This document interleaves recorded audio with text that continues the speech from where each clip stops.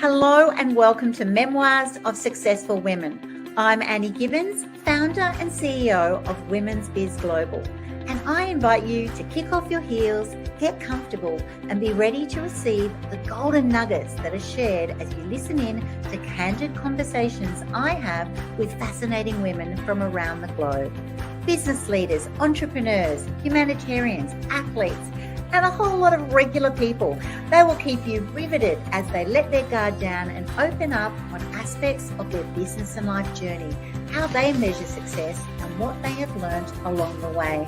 My intent is that our conversations will inspire you to embrace opportunities and possibilities beyond the limits of your imagination, because I know that this is where we reclaim our power. I want you to reclaim your power, your strength, and vulnerability to stand in your truth and propel yourself towards the life that you dream to live.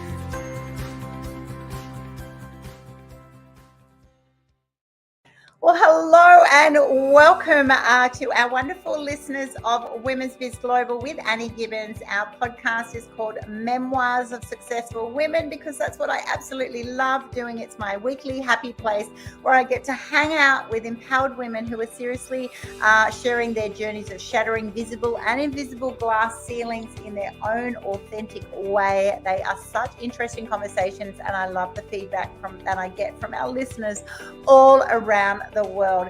You are going to love listening to today's fascinating guest. Her name is Danielle M. Orsino. She's a fantasy novelist whose lifelong vision is to create whimsical realms that her readers can escape to. Oh my goodness. Don't you just love a bit of escapism? I've just been on a holiday in Central Australia, and I tell you what, I just love to just bury my head into a book and just kind of get into another place. So I'm really looking forward to the conversation we're going to have today. So welcome to our podcast, Danielle. Thank you so much for having me. Can't wait to jump in and get all into it. It is fun to jump in, isn't it? I know that you have just got such a gift of using your compelling word weaving, we'll call it, in a whole lot of different varieties of styles, from Chris Claremont and George Perez, both famous comic book writers, to Anne Rice and Wonder Woman. Oh my goodness, you're all over different styles and ways. So I'd love you to start telling us all, for those of our listeners who just haven't actually understood what we're going to talk about with this kind of writing, let's start talking about cosplay. What is cosplay in writing? Cosplay is an expression of fandom. So if you are a fan of Wonder Woman, let's say, you dress up as Wonder Woman and it's your expression. So it might be, if you like Victorian era, you may interpret Wonder Woman in a Victorian way. So you might wear a corset and a bustle, let's say, and maybe a fascinator or something to that effect. And that's how you dress up. You go to conventions that way, or you interpret her however you see her. That's how I do my cosplay. I've done Wonder Woman, I've done Harley Quinn, Poison Ivy, Black Canary, Firestar from Marvel. I've done all these different versions. And then when I write, I interpreted my cosplay and dressed up as my characters more to see how they would really move, how that would work in fighting scenes and things like that. You know, the whole Incredibles Edna Mode, no cape, you know, that kind of attitude of, would they wear a cape? Is that even feasible? So my cosplay played into, pun intended, into the costumes that my characters wear, what kind of armor it would be, and how that would really play out and work, and helped embody them a lot. It's so fascinating. So I'm just wondering now then, so you get totally into character, totally dress up the full embodiment of that character. This is what cosplay is. Some people just actually do that. You can go to obviously cosplay events around the world, or go in your characters. But for you as a writer, did you actually start with the cosplay that actually went, you know what, now I'm so in character, I could write about this character? Or do you approach it that I want to be able to give this character its full gamut of, every facet of its being, and therefore adding that cosplay element for yourself then helps you write that story better? Which way does it work for you? It kind of depends on the character, believe it or not. It really kind of can be an either or. If it is a character that does a lot of fight scenes, for instance, Desdemona, she's the captain of the Illuminasca, which in the Fae world is the female fighting force. They're equivalent to kind of what I would think of as our SEALs. They are an all female fighting force. They're the last line of defense for the Court of Light. When I was thinking about her specifically, since all the Illuminasca dress and look identical, I had to think about really what they looked like and how they would fight, because they fight with this martial art called synchron, and it's all the elements. So they have a martial art for fire, for water, for earth, for air. So their outfit really had to be right. It had to, really work for all those elements. So for her, I started dressing up first as her. She was the one that first the costume and cosplay came, and then later everything else worked. Because I had to make her swords. She has these weapons called the Harbinger swords, and they are serrated swords that stick in their boots. So all of that first had to be made, because I had to see, in my head I had this idea, but I'm like, is this even feasible? Would this work? Would they have capes? Would they not? Would they have a hood? What would happen? I had the idea in my head, but it was like, I don't know if this is really going to work. So I dressed up as her first. A lot of the other characters, I was able to write them and then dress up later and kind of figure out, oh, they're more of a gown character. They're more this. Lady Danius, who's on the cover of book 5, which is a Fae, is done. I always had the idea that she had short hair, to whereas all the other ladies of the Court of Light all had long hair. I knew Danius's story and her story of heartbreak. I knew she would chop her hair off because her lover, General Jaden always liked Danius's hair short, long. And so when Danius lost Jaden, I knew that Danius would go and cut her hair short. So I had Danius's picture already. So I dressed up as Danius later and did a photo shoot. So some of them kind of came later, some of them came before. It depended on the character's backstory. So fascinating. And I'm imagining that because of the style of writing that you have, and the audience that you therefore attract, those people are, am I assuming, into cosplay, and they would notice if you're describing in your written narrative different garments or ways of being, than they would know intricately in their own understanding of cosplay with that character. A lot of the cosplay community supported me because I was one of them to begin with. Yes. So they knew me. They knew me, in New York Comic Con, the cosplay community, especially Cosplay Alliance, things like that. They knew me. So they were supportive from day one. The minute the book came out, a lot of them were already in. They were just, hey, one of us is doing this, and they're doing it with passion. So we're already supportive, we're already in, which is why the cosplay community is as amazing as it is. Yeah.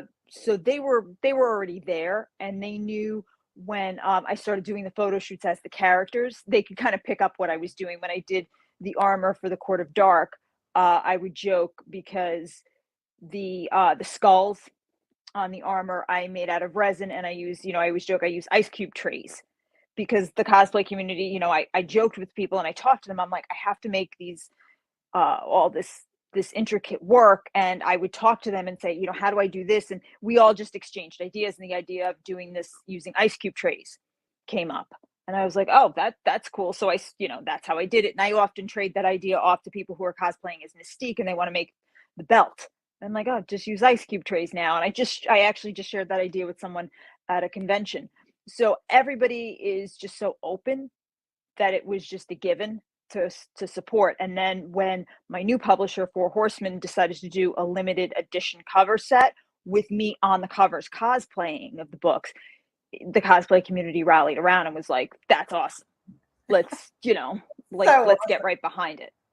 Yeah, I love it. I love it that you're all in, and you've also got a community who really support you, because this community is massive. For those of you who are listening in going, oh, how big is this? I'd love you to tell me, how big is cosplay? I can't even, I couldn't put numbers to it because just go like when San Diego Comic-Con in July, just check the news. We're all, it's all over the place. It's every GalaxyCon in yeah, Raleigh is at the end of July. You'll see it all over the news. New York Comic-Con. I mean, there are conventions where, yes, it's a comic book convention, but the cosplay community takes it over. And yeah, the comic book creators love to see people cosplay as characters. yeah. That's the artists want to see your interpretation of it. They love it. So true, so true. And it's such an important thing also from a business perspective, that you've actually got that community on your side, because you could come out and start, trying to do a different sort of way of writing and then putting yourself on that cover. But if you don't have the community who are 100% passionate, all in on this style of, showing up, if you like, they will then sort of sabotage you or not support you. But we can go into that a little bit later. I would love you to talk about females in writing. Is it different as a female writer than a male writer? Do you approach your writing in a different way? I'd love you to share a little bit about that. I don't know if I approach it. I didn't go in, well, I went in two different ways. I went in thinking because I'm a kick-ass female, I'm going to write kick-ass females. Like that was part of my thought process initially. But it turns out I write male characters better, which messed me up for a little bit because I really went in thinking I'm going to do this and I'm going to do that. And people tended to be drawn toward my male characters, which set me back for a second because I was like, what am I doing wrong here? But it wasn't that. It was just, I didn't think of it like that. I really went in trying to write strong female characters, which I succeeded in, but it turned out I did write men from a different perspective. My Dark Fae King, King Jarvok, there is a certain comic book influence to him. He's been compared a lot to Magneto from the X-Men. You might not agree with his methodology, but he does have his kin's best interests at heart. But I tended to turn the narrative on him in the sense that in a lot of books, the Dark Fae King is a player. He's going around bedding everybody. Mine is not. Mine's a virgin. He's never slept with anybody. He's not into sleeping with anybody. He's into conquering and protecting his people. That is his main focus. And he's got so much emotional baggage that he can't be bothered. So a lot of my male characters are a little different. They're skewed a little differently. Same thing with my female characters. I did not want them fighting over men. That was not going to be my Fae narrative. Because in a lot of the Fae books, it's all about smut. It's all about, I've got to find love. My females did not have time. I did not have them fighting over a guy. They were about their female bond and their friendship. That's what it was rooted in. And it was rooted in found family. Yes, I have backstabbing going on. There's a lot of political intrigue, but it's the females working together and seeing where they can go. And Aurora, my main protagonist, Queen Aurora, she's naive, but the naivete comes more from she's dealing with her own hurt. And there are times where you want to go, come on, girl, wake up. Like, come on, really. But she's still got like a group of girls supporting her. And that's where I kind of wanted to go more with the female male aspect instead of your typical, the Fae King, is brooding and, he's my goodness, betting everybody. He's brooding. He's brooding. He's still the guy that we all know we should stay away from. There's no doubt. We all know he's a bad boy and we're like, we really shouldn't be going after this. But it's his damage. Yeah. And he's not just a sex trope. I didn't want that. Yeah. So I approached them a little bit differently. And I wanted people to say, I know that character. I have a friend like that. I know a guy like that. That's more what I wanted from my characters. So you're actually in a position of real empowerment that you set the tone of how you want women and men to show up in the universe that you're creating, that you have a real influence on the role of the female protagonist, particularly in the area of fantasy, that you can change that narrative that has been historically there, and then make sure it's more progressive, more empowering. It's not about wait till I get saved by the man. It's actually about, showing up as that kick-ass woman, that Wonder Woman, that woman who can do things in her own way, and finding that sense of self and uniqueness. I love it. Do you just get off on that going, oh, how can I actually really push the boundaries of that female protagonist in your books? I didn't sit back and think I'm going to set out to change it all. I just thought about the women I want to see and who influenced me. That's kind of how I approached it. I didn't necessarily say I'm going to change the world. I mean, I'd love to, but I'd like to tell you it's that deep. It wasn't that deep. But I just thought about the books I want to read and who I want to see out there. My whole thing was, my girls are busy and they don't have time to swipe right or left. Like, that was my first thought. It was, especially in Locked Out of Heaven, they are losing their whole identity. Their whole lives are just completely in disarray. They're not thinking about, I need to go get me some. They're thinking about, I have to do something and I'm not going to sit idly by. That was their first thought. Once they get past Locked Out of Heaven, they're starting to come into their own, and then more stuff happens. By the time they get to From the Ashes, you know, a marriage of political convenience presents itself. But once again, it's Aurora's idea. It's not Jarbox. And that was the other thought, was I wanted, when we finally get to an enemies to lovers trope, it still takes a while to build, but the idea of we're going to have this union, it's Aurora's idea. It is not Jarbox. I didn't want the male to present it. It's Aurora going, you know what? We've spent all this time fighting. Imagine if we actually helped each other. And it's her idea. And he's kind of like, what? I'm sorry. Like, he's like, what? Did you say help? He's got the cold feet, but it's not the fear of commitment thing from him. It's more like, we just spent hundreds of years like bloodthirsty battling. He's like, you want, you know, he's more like, I'm not emotionally mature enough to handle this, but it's her saying, I got this. That's okay. And the female taking the lead on it. And even his closest advisor is a female. So it was more about putting the women around that could carry the story, and the men being there not as just trophies, but kind of giving you those moments of, yeah, a guy would do that. Yeah, that's typical. Yep. I relate to that person. Yeah, to where every woman could go, I know somebody like that. Yep. I know exactly where she's at. And then the guys who have read it have gone, yeah, I've done that. Yeah. Yep. And I've had guys tell me that. Yeah. Where they've been like, I've done that. Yeah, I know somebody just like that. Or I've needed to be brought down that peg, or I've needed a woman to bring me up, and then I've had to tell her to back off. Yeah. So it was more about that dynamic.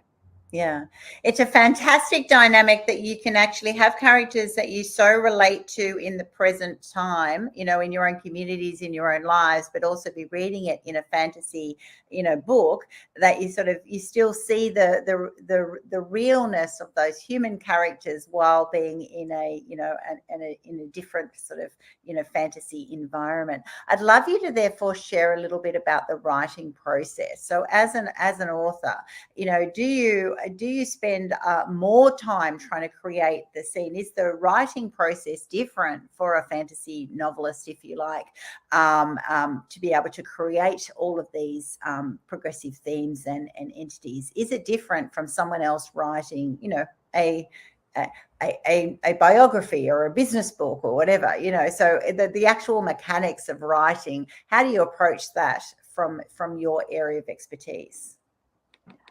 Research is done either way. I think there's one fallacy out there, is that if you write fantasy, you don't do research.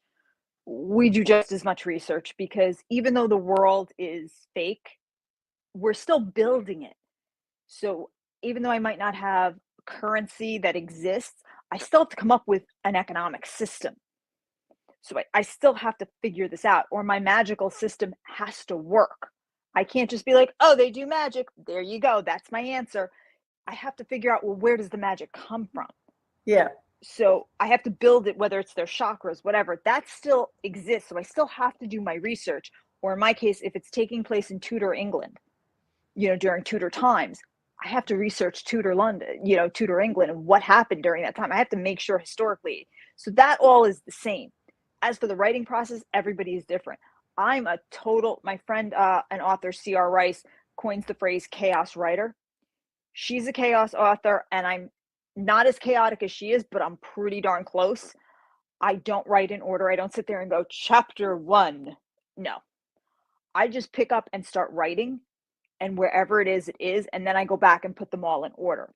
I have an idea of where it's going, but just kind of happens. You're really in the flow. It's like, if I'm in the flow, I'm just going to let it all out, and it will then come into context at a later stage that you then put it all together. That is quite a different style.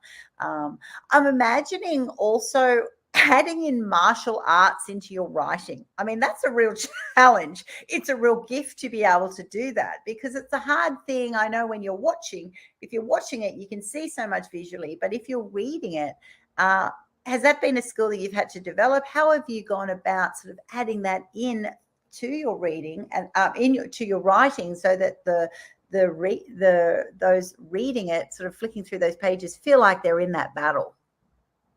I videotape everything. So if the fight scene is here in my head, I don't do sweeping battles. That's the first thing. I don't do Lord of the Rings. We're all on horseback with bow and arrows and spears and stuff, because I have no experience with that. So I stay away from it because I don't know it. Now, dragons, we'll put dragons aside for a second. But when it comes to a fight scene, we all love our superhero movies. But the thing that I've noticed in a couple of them is all we see is a fist and a cape. And then we're just like, whoa, what happened here? I know something happened, but I don't know. I hate that. If I want to see a fight scene, I want to see the movement of it. My first Kung Fu instructor was Sifu Vincent Lin, who is one of the best out there. I mean, if you look at his movies, he was in Operation Condor with Jackie Chan. He's been in a bunch of movies with Cynthia Rothrock. He's poetry in motion. I was honored enough and grateful and blessed enough to have time with him. He's just an amazing person to watch do martial arts. So my time with him really influenced how I do everything. And then my wushu training and things. So what I do is I approach each fight scene as if it's going to be on screen. And I take it down to just a couple. There's usually only between 2 and 4 people in that fight. And I'll mark it in my head. And then I go out, I take it, my camera, my phone, and I set it up on a tripod and I act it out. Wow. And I watch it. And from there, I can then sit and write it. And we just keep doing it until it makes sense. But I want the reader to feel like they're right in the middle of it and they're not watching a fist. They're actually sitting back going, oh, I'm right here. Wow, that guy just hit that one. And okay, that elbow just hit that jaw. Holy cow, I'm right here in the middle of it. And I think the best compliment I got in a reviewer that said, these fight scenes are better than any Marvel movie. Oh, wow. And I was like, we're done. I'm like, that's it. I was like, I'm done. We're out. Cool. And I did the same thing with when I wrote the novella Fire, Ice, Acid, and Heart, which was all dragon fights. I actually bought little dragon toys and sat there acting them all out to the point where I had a straw and I would fill it up with water and spit it at a dragon. And I'm like, how does acid land? What am I doing? If I couldn't figure that out, I wasn't going to go any further with the novella. The novella took me 10 times longer than I thought it would. So I was like, oh, this will be so easy. 25,000 words. I got this. Months later, and I'm still sitting there with the dragon toys going, oh my God, just eat them. Just eat them. I don't care anymore. Like, I was battling them and I'm like, I was like, you're dead. Done. Like it was to that point. Because I was like, I can't come up with anything, but I actually used martial arts with the rider. And so we put it all together, but still I had to act everything out in order to make it realistic. Danielle, you started by saying that most people think there's not much research or it's easier to write. I'm thinking it's so much harder to write. I'm surprised that people would think that, because to imagine that totally different um, dystopic environment, to imagine all of that and to have all the authenticity. So let's look at the challenges of this. You're going to get the haters. You're going to get the people who say that's not correct. You're going to get the people who say, oh, well, I see it differently, because you're one person's perspective. So although you put your heart and your soul and you've done all the work, you're incredibly accomplished for a reason, you will still get the challenges, right? And how do you actually cope with that? Even though you're an expert in your area, and as you grow your career, you'll be getting better and better at your craft, you will still get that, I'm imagining, that imposter syndrome sort of going, well, why aren't people seeing it the way I do? Why do they challenge me on this?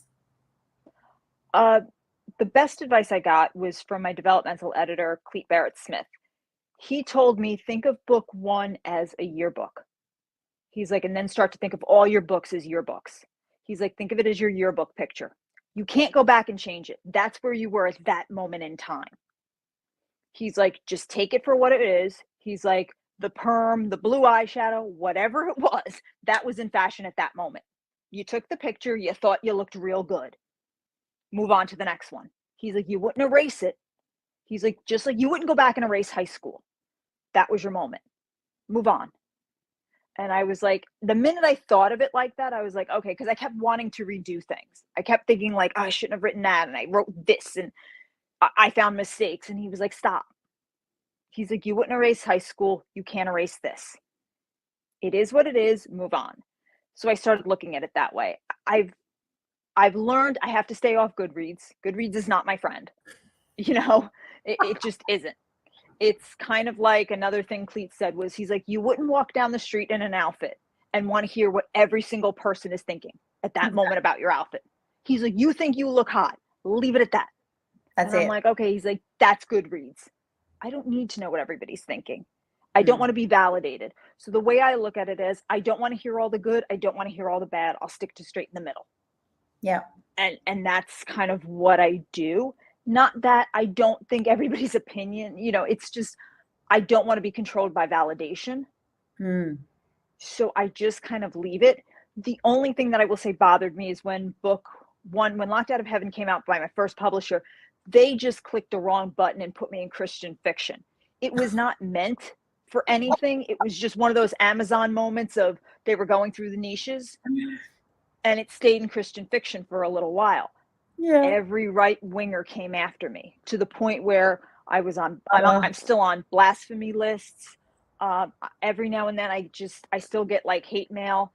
I've had death threats. I've had groups come after me, the Guns of God, with like pictures of handguns and birthdays written under it.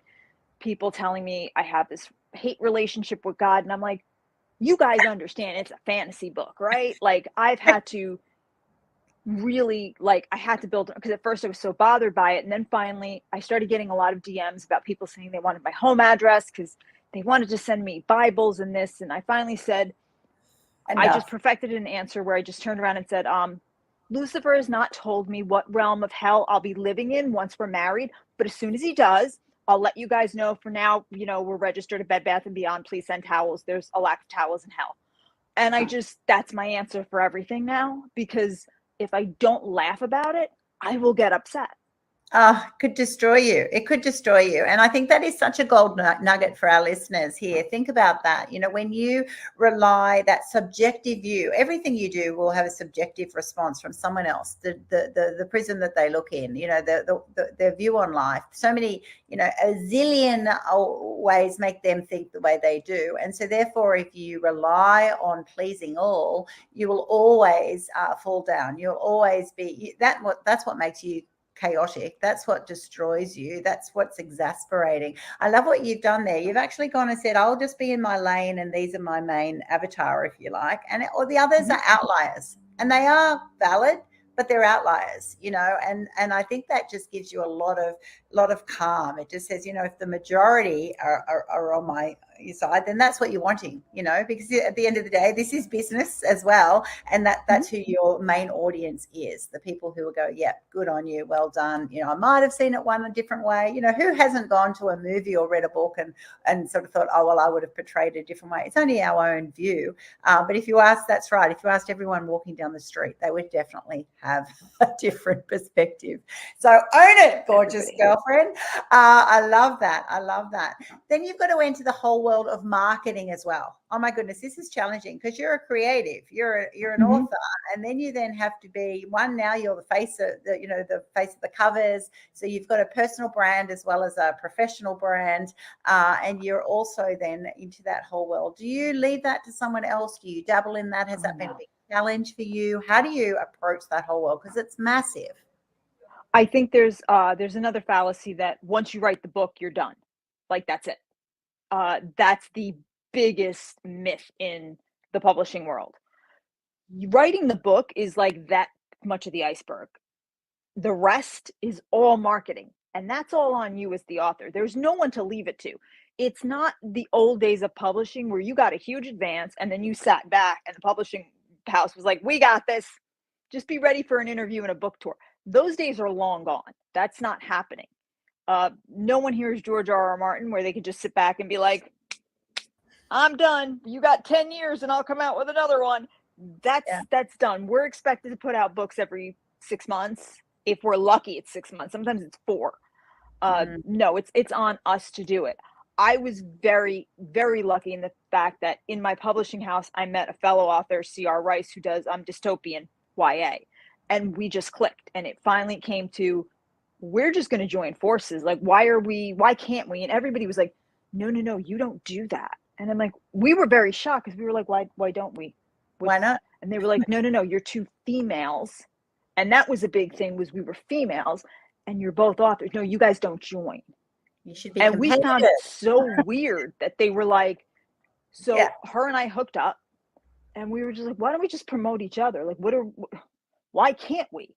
So we've marketed together, and we do pop-up bookshops together at GalaxyCon, and we take other authors with us and sell the books, and it's for authors by authors. That was our first thing. And then we figured out, there's a lot of other opportunities where 2 women can get together and promote each other. So we're working on a cosplay calendar with both our characters crossing over and different things like that we can do together. And, cosplay, like I said, possibly, an event, a docuseries that shows what it's like to be authors. Because right now, everybody thinks of, like I said, George R.R. Martin, whether you like or hate or Rowling's, but you think about Stephen King, you think of everybody at the top of the mountain looking down. And then, they want to tell their story of remember when, and it's like, okay, that's great. Remember when you got the mansion, but there's a lot of us at the bottom trying to climb. Yeah. What is that climb like? Because I really don't want to hear the story when you're at the top. I want to see you as you're walking the mountain and backsliding a little bit. And what do you have to do now to stand out? That to me is a much more compelling story. And how many times you turn that manuscript in and it gets rejected?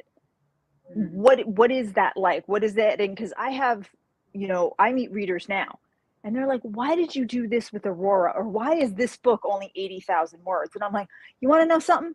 That book and the 2 before were actually 1 book, but I realized I don't have the readership to carry around a 400,000 page book. Yeah, exactly. So I had to actually cut you guys all down. So really, Locked Out of Heaven, Thine Eyes of Mercy, and From the Ashes was 1 book. And they're like, really? That was 1 book? And I'm like, yeah. But apparently, you guys won't hang out for 1 book. You're up to late. I'm a new author, and none of you will pay $55 for a hardback. So guess what?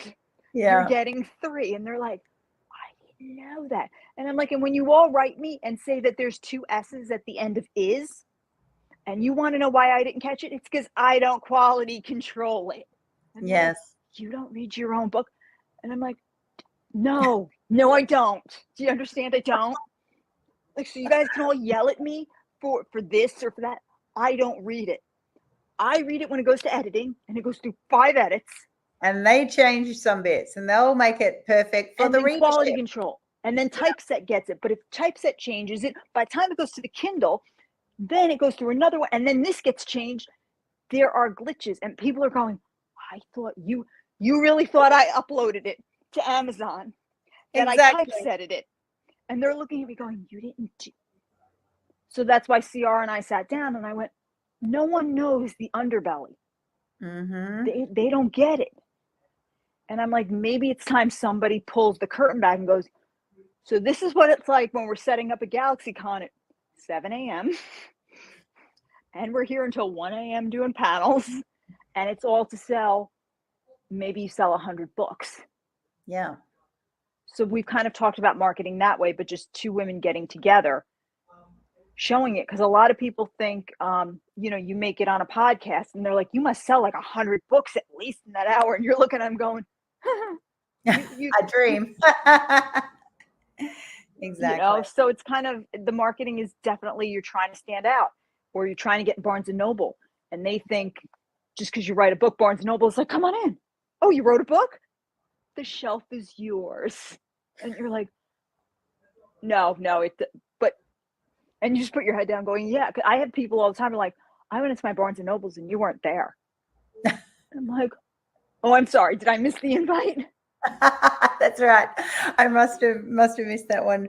Yeah. I'd love to have received that message. It's fascinating. It's fascinating what people think is just, it's just looks so easy. It's like, just write the book, put it all together, and then suddenly it appears. And why shouldn't it be everywhere, all over the planet? There are so many aspects, and I'm a publisher as well. And I know that, there's like, if you look at 80 steps or so to actually make that book, the reality, and it is important. And then you do become, I won't call it a victim, but you have to actually change what your dream is. Your dream might be, that's right, one day I'll sit up there in my ivory tower and I can write this book that everyone will wait for with bated breath and pay the top dollar and be with. But if that's not your reality, you in business, you have to change. You have to put out things more regularly. Modern day businesses, regular touch points, more communication, more waiting. If you chuck that one book into 3, you've got 3 cycles of excitement and energy and promotions and bits and pieces that other people won't realize. So I really appreciate you being able to share that, because it is very, very important for people to realize that's right, that premium success. There's been a lot of times, we're talking about authors now, but it's the same as, I've been a CEO for 12 years. It'd be the same in that sort of situation, that if you're running a big company, you turn up at a conference and everything is done for you. If you're at that little startup company, you're putting up the banners, you're setting up the stand, you're dragging it from your car, you're doing, you're getting your little wagon. You got your little wagon, you're creating your own flyers, you've pressed print, you've kind of gone and done all that. That's like, there's so many things that is because people keep showing up. I love what you've actually shared here on collaboration, because I'm a big fan of that women unite together, start finding out where you can support each other, because your audiences will be different. On the face of business, people go, oh, you wouldn't do that, you're both females, you're both competitors, you shouldn't, like it. That is just crazy, because your market will love your product. They'll love her product for all their reasons. And so you multiply that out. There is so much power in the collective. Oh my goodness, I totally love that. I'd love to just finish up then of, well, how are you measuring your success as you're still growing? You're sounds like you're pumping these books out, you're really loving it. You're totally in your lane and owning that. What does the next stage look like for you, and how will you measure your success when you look back and go, yeah, this is important to me, this is what matters? Right now, the next stage is, I would like to grow with CR Rice, and we'd like to grow our own visibility, obviously. I have a game coming out with Meldiverse, Adopt a Dragon, where you can adopt Los, the dragon from Birth of the Fae, and in the AR world. So I think building that platform with Meldiverse is a big deal for me, and seeing where the AR world will go and kind of taking that technology to the next level is very interesting. Obviously, putting out books with quality is very important. book 6 just came out, Forgive Us, which ends volume 1, and then volume 2, Birth of a Succubus, which takes place in modern day, and the protagonist, Agent Graham, is my patient who started this whole thing. So I'm really excited to see where that goes and build that out. And I have possibly some of my comic book legends, heroes writing the forward for that. So that's kind of, for me, a little bit of a measurement of success in that sense, that they're even considering it is kind of a big deal. Yeah. That was kind of like, okay, even the fact that they're like, yeah, let me think about it. That's actually, I'm interested. I've read the books. I was kind of like, woo. Yeah, it was a little bit, stop right there. Don't say anything else. Like, I was like, I'm good. Like, just the fact that you're saying you've read the books, you're interested, the writing's good. We can leave it at that, and I can back away from this table right now, and we're fine. Like, you don't have to go any further than that. We're cool. That was a moment of like, who I am. I'm not a crazy fan. You're not calling security. I think this is a win on all fronts, so I'm good. We're good on that. I'd like to see a graphic novel, obviously, because that's my world. So comic books to go graphic novel would just be awesome. But I measure success if I'm happy. Yeah, I want money. I'm not going to lie. If I sat here going, oh, I don't need money, that would be the pageant girl answer. I want money. Let's be very clear on that. I would like a house with a backyard for my pups. That's what I'm trying to. Now, do I want George R.R. Martin money? Of course I do. Once again, let's not get it twisted. I would love that. I would love to one day have, an anime of Birth of the Fae, all that stuff. I'm working toward it. But collaborating with CR is one of my major things, because I think together, Wonder Twin Powers activate, we can kind of build each other up. And I think that's one of the things that I don't see enough of in the publishing world. Everybody's worried about there's not enough readers. Believe me, there's more than enough readers. Yes. More than enough readers. We can all share just fine. But there is a certain amount of this is mine. And that's what I love about CR, is that that's not an issue between us. She's YA dystopian. I'm considered YA-ish, new adult. They moved me out of adult fantasy and said, you know what, you can go YA. And the YA kind of community is just discovering me. So there is enough, and there's not enough women voices. So I think we need to support each other more, especially in fantasy. There's just not enough. There's romantasy, yes, but we're all getting pigeonholed. Yes. So I think we need to kind of scream it from the rooftops a little bit more, and then move it into the comic book industry, because the comic book world is making some strides, but still not enough. So I think that's kind of part of it. But I would just like to, in general, see more of a push.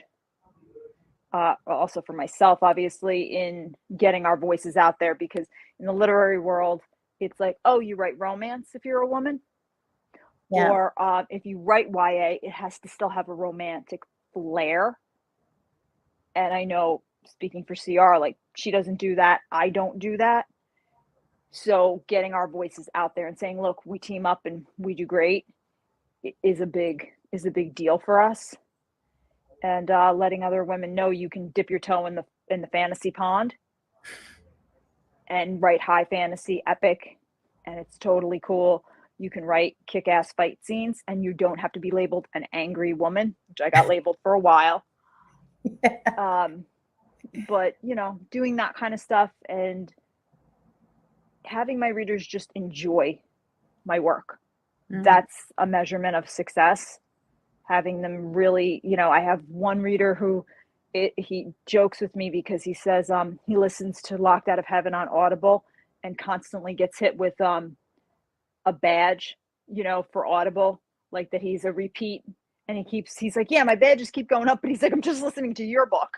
And I said, at this point, I'm like, I'm just going to make you a fae in the fantasy world, because he loves it and he just keeps reading, listening to it. So I said, I'm just going to make you a fae, because he's just so supportive. So when I hear things like that, it makes me feel good that the book is bringing somebody so much joy that at the end of the day, they can just keep listening to it and discovering new things. So I think that's more a measurement of success. But like I said, don't get it twisted. I still want the money. Absolutely. Absolutely sure. And I thank you for your honesty there. And that is absolutely important. You find your craft and then you perfect it, yes, to make money, to then, have the lifestyle you're wanting to have, to also to be able to reinvest and to level up. And all of these things do take money to actually reinvest back into your own business and your own craft as well. Partnering up is just such a fantastic principle. And I love that you've done that. I love that success measure is also about just that pure satisfaction. Although you've got the mechanics of, yes, I want my business to do well, and I'd love to be, as famous as possible, and to have that, the thought that someone's actually on Audible listening over and over and over because they go, I just love this book, I love this style, and now I wait for the next one. I mean, that's just pure joy. That is pure joy. And there are so many measures of success, and I always love finishing up with that question to all of my beautiful guests, because we all measure our success in different ways, and all of it is right. None of it is wrong. It is what makes us tick. It's what gets us up every day. It's what helps us bounce back after people criticize or tell you the way you should be. I love the opportunity that you have in these books to be able to really portray a progressive modern woman, because I think it's so important that the young girls in this world actually see examples of powerful female characters in their books, in their reading, in their media, in movies. And I can see that all of yours has the opportunity that once you've got a book could easily transfer to the screen at some stage as well. Thank you so much for being such a delightful guest. I have absolutely loved our conversation today. It's been quite educational for myself. I know I'm going to have some more engrossed conversations now with my adult children, who all talk about cosplay and Comic-Con and all these things, and I'm going, I don't know what you're talking about half the time, but I actually love the whole concept, and I love the depth that you go into your craft to make sure that it really meets your readers' desires, so that they can actually take themselves to that escapism and to really enjoy their time there. So thanks for being on the show, Danielle. Thank you for having me. I really appreciate it. Thanks so much for tuning in to this episode of Memoirs of Successful Women. I'm Annie Gibbins, founder and CEO of Women's Biz Global. And if you would like to fast track your future success, hop on over to womensbizglobal.com. Find out about all things women's biz, and most importantly, take the opportunity to have a free trial of Women's Biz Tribe. I look forward to seeing you online very soon. Until next episode, bye.